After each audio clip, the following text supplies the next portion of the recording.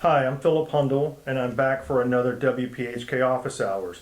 We're here today with Carrie Whittick, and she is an attorney at the firm that focuses on a lot of different areas, but she does a lot of entity formation, be it corporations, limited partnerships, general partnerships, and LLCs. And so today we really want to focus on LLCs. We had another segment on the various entities that I just mentioned. So if you'd like to know more general information about those other entities, please look at that video. But today, talking about LLCs. So someone stops me on the street and says, hey, I want to form an LLC. Phil, what do they need to know or bring when they come to meet with you? Sure, yeah. When we have the initial meeting with clients who are interested in starting a business, the question they ask is, should I form an entity? What should that entity look like? What information do I need?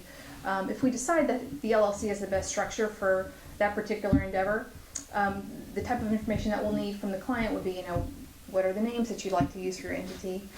Because in Texas, you can choose a name for an entity as long as it's not too similar to the name of an existing entity. So that's something that we'll have to clear ahead of time. Another thing to keep in mind is if you have your heart set on doing business under a certain name and that LLC name is not available for whatever reason, don't fret, because we can still kind of get around it by forming the LLC using a different name and then filing an assumed name certificate in order to allow that LLC to conduct business under the name that you really want to use. So those are the types of information that we need in terms of creating the entity name. The other information that the client is going to have to bring to the table would just sort of be a general idea of how they intend to see the entity operate. So for instance, who are going to be the owners of the entity? How are operational decisions going to be made? Is everything going to be determined by a majority vote? If so, do we want to build in some protections for the minority interest holder? So say for instance, if I'm doing business and my partner is 51% owner, I don't necessarily want them to have the final say in everything, because I have the potential to kind of get steamrolled in some of the operational decisions, which probably is not going to be to my benefit. So I may want to have protections built in. So for instance, if my partner wants to incur debt over a certain threshold, he has to get my consent. Or if he wants to sell substantially all the assets, that's something I've got to consent to. So there are a lot of different considerations that come into play when it comes to the interactions between the owners of the LLC.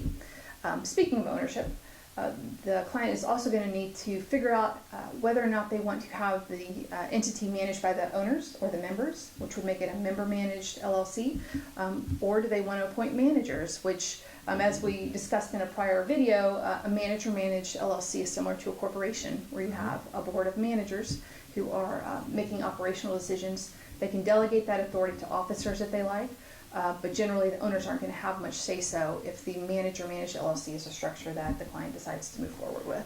Now, I know oftentimes you'll initially meet with someone and they have their heart set on a particular name, and that name's not available. And there are ways to get permission from someone to allow you to use that name, or maybe they agree to transfer that name to you, but I think I've seen this happen before. So one of the downsides is, well, if you're really set on a particular name and it's already been used, I've had clients that assumed a name that's already been used, and the next thing you know, they're getting all these debt collection letters. And so I always say, try to find a unique name, a different name. It may not be the name that your heart is set on or was set on, but as Carrie, you mentioned, you can always do the assumed business name. Just because your LLC is named one thing, that doesn't mean actually that your kind of storefront sign, Exactly. can't be another name. So exactly, but I do want to point out that just because you choose a name as your DBA, and there's no requirement from the Secretary of State to have that pre-approved, you're still subject to whatever intellectual property rights there are that are associated with that name. So for instance, I couldn't go out and start doing business under Coca-Cola Inc. because that's going to invite a lot of lawsuits. So there are limitations to that, but that's definitely an option that we've seen clients pursue if their particular name is not available to use for the name of the LLC itself. now, kind of the steps in the process. You mentioned the Secretary of State being involved because you have to submit something to the Secretary of State. Now, I think the first step is kind of this certificate of formation that gets submitted, right?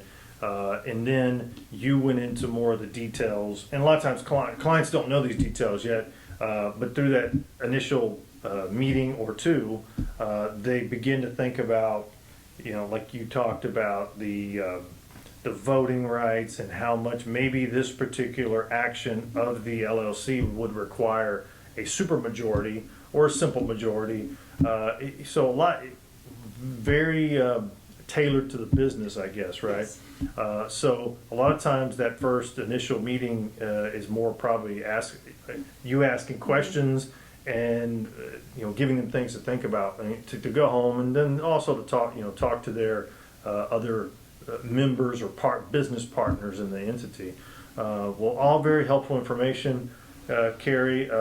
Once again, these are things that I probably 3 or 4 times a week I get stopped and asked about, how do I form an LLC, or can you all form an LLC for me? One thing I always say is, sure, there's easy ways to go online and to pull a form and create an LLC, and absolutely, probably anyone can do that, but it doesn't address the kind of the business tailored decisions that really need to be in a company agreement. Sometimes these documents used to be called company bylaws, but for an LLC, it's just in general term a company agreement. And so if those LLCs that are being formed don't have the appropriate company agreement that addresses things that will most likely come up, unfortunately, I think people are just inviting a future lawsuit and a future business divorce. So very key information or key points that you brought up. So Carrie, thank you. This has been very helpful. Hopefully this is very helpful for you all out there.